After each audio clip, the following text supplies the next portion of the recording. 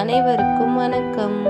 இன்னைக்கு மார்னிங் நெல்லிக்காய் ஜூஸோட தான் டே ஸ்டார்ட் ஆச்சு. ஹஸ்பண்டுக்கு நெல்லிக்காய் ஜூஸ் போட்டு கொடுத்துட்டு, அதுக்கப்புறம் நான் டீ போட்டு குடிச்சிட்டு, அதுக்கப்புறம் தான் ஒர்க்லாம் ஸ்டார்ட் பண்ணேன். இன்னைக்கு கொஞ்சம் லேட்டாக தான் ஸ்டார்ட் பண்ணேன் ஒர்க்லாம்.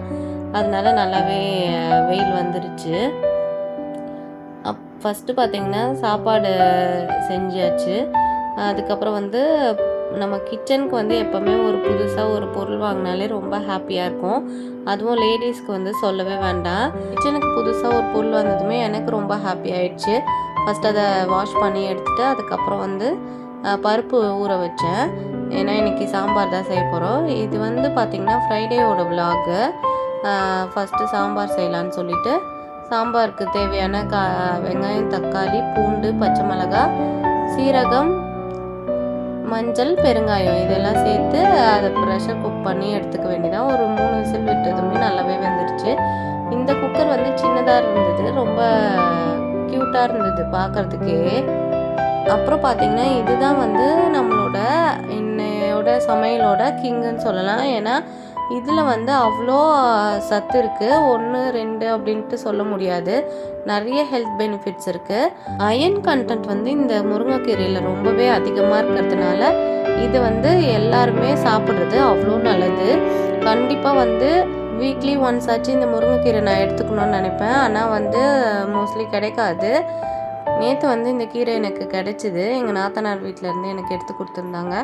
அதனால் இன்றைக்கி சரி அதை வச்சு சாம்பார் மாதிரி செஞ்சுக்கலாம் அப்படின்னு சொல்லிட்டு தான் பிளான் பண்ணி செஞ்சேன். பருப்பு ஒரு பக்கம் வேக வச்சு எடுத்தாச்சு. இன்னொரு பக்கம் அடுப்பில் கடாய் வச்சு தாளிப்பு கொடுத்துட்டு கொஞ்சமாக சாம்பார் பொடி போட்டு வதக்கி விட்டுட்டு அதுக்கப்புறம் பருப்பை ஊற்றி அது நல்லா கொதித்து வந்ததுக்கப்புறம் நம்ம அலசி வச்சுருக்க கீரையை போடலாம். நான் இன்றைக்கி மாங்காய் மட்டும் கொஞ்சம் டேஸ்ட்டுக்காக ஆட் பண்ணேன். அது கொஞ்சம் நல்லா புளிப்பு சுவையோடு நல்லா டேஸ்ட்டாக இருக்கும் சாம்பார். அதனால் மாங்காய் மட்டும் ஆட் பண்ணேன். முருங்கைக்கீரையை வாஷ் பண்ணி வச்சதை லாஸ்ட்டாக நம்ம கொதித்து இறக்கும்போது தான் சாம்பாரில் போடணும்.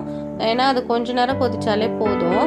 லாஸ்ட்டாக ஏன் முருங்கைக்கீரை போடணும்? சில பேர் வதக்கி அதுக்கப்புறம் போடுவாங்க, சில பேர் வதக்கும் போதே போட்டுருவாங்க. நான் எப்போவுமே இந்த மாதிரி மெத்தடில் தான் செய்வேன். லாஸ்ட்டாக போட்டால் அதோட கலர் மாறவே மாறாது. அந்த க்ரீன் கலர் அப்படியே இருக்கும். அதனால தான் லாஸ்ட்டாக போடுறேன். கீரையும் நல்லா வெந்துருச்சு. இதுக்கப்புறம் புளி தண்ணி ஊற்றி கொஞ்ச நேரம் கொதிக்க விட்டு இறக்க வேண்டியதான். இந்த சாம்பார் யாரும் இது வரைக்கும் ட்ரை பண்ணதில்லை அப்படின்னா கண்டிப்பாக ஒரு முறை ட்ரை பண்ணி பாருங்கள். ரொம்பவே சூப்பராக இருக்கும். அதே சமயம் ரொம்ப ஹெல்த்தியும் கூட. இதுக்கப்புறம் ஒரு ட்ரை கலர் பொரியல் தான் செய்ய போகிறோம். அது என்ன ட்ரை கலர் பொரியல்னு நினைக்காதீங்க.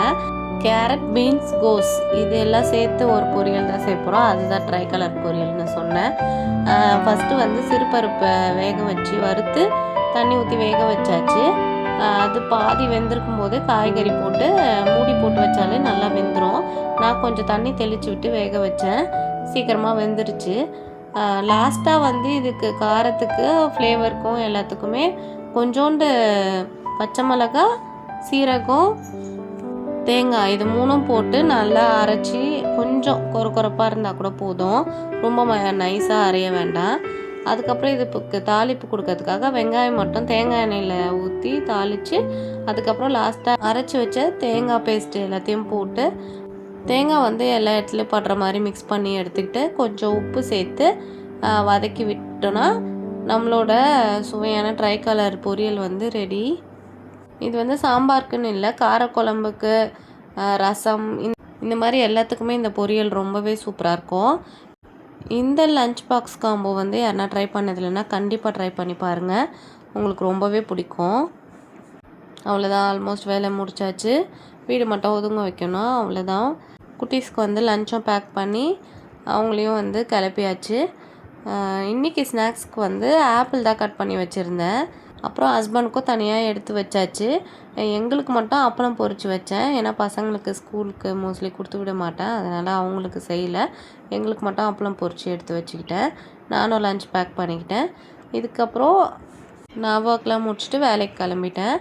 இந்த லஞ்ச் பாக்ஸ் ரெசிபி உங்கள் எல்லாருக்கும் ரொம்ப பிடிச்சிருக்கும்னு நினைக்கிறேன். இன்னொரு வீடியோவில் உங்கள் எல்லோரையும் மீட் பண்ணுறேன். அது வரைக்கும் பாய்.